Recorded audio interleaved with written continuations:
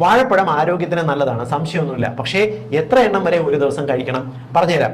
വാഴപ്പഴത്തിനകത്ത് നമ്മുടെ ശരീരത്തിന് ഗുണകരമായിട്ടുള്ള ഹെൽത്തി ആയിട്ടുള്ള ഫൈബേഴ്സ് അടങ്ങിയിട്ടുണ്ട്, ഹെൽത്തി കാർബോഹൈഡ്രേറ്റ്സ് ഉണ്ട്, വൈറ്റമിൻസ് അടങ്ങിയിട്ടുണ്ട്, നമുക്ക് സന്തോഷം തരുന്ന ട്രിപ്റ്റോഫാൻ എന്ന് പറയുന്ന ഘടകം അടങ്ങിയിട്ടുണ്ട്, പൊട്ടാസ്യം ഉയർന്ന അളവിൽ അടങ്ങിയിട്ടുണ്ട്. ഇതെല്ലാം നമ്മുടെ ശരീരത്തിന് നല്ലത് തന്നെയാണ്. എന്നാൽ ഇവ നല്ലതാണെന്ന് കരുതി ഉയർന്ന അളവിൽ കഴിച്ചാൽ അത് അതിൻ്റെ ആയിട്ടുള്ള കുഴപ്പങ്ങളും ഉണ്ടാക്കും. ഒരു വാഴപ്പഴം ആവറേജ് അതിന്റെ സൈസ് അനുസരിച്ച് 70 മുതൽ 90 കാലറി ഊർജ്ജം അടങ്ങിയിട്ടുണ്ട്.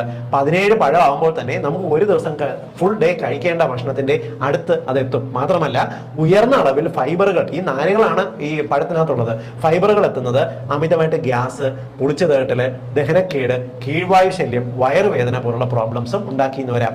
ചെറിയ അളവിൽ എപ്പോഴും ഫൈബറുകൾ നല്ലതാണ്. കൂടിക്കഴിഞ്ഞാൽ ഇങ്ങനൊരു പ്രശ്നം ചെയ്യും. ഇവിടം കൊണ്ട് മാത്രം തീരുമോ? ഇല്ല.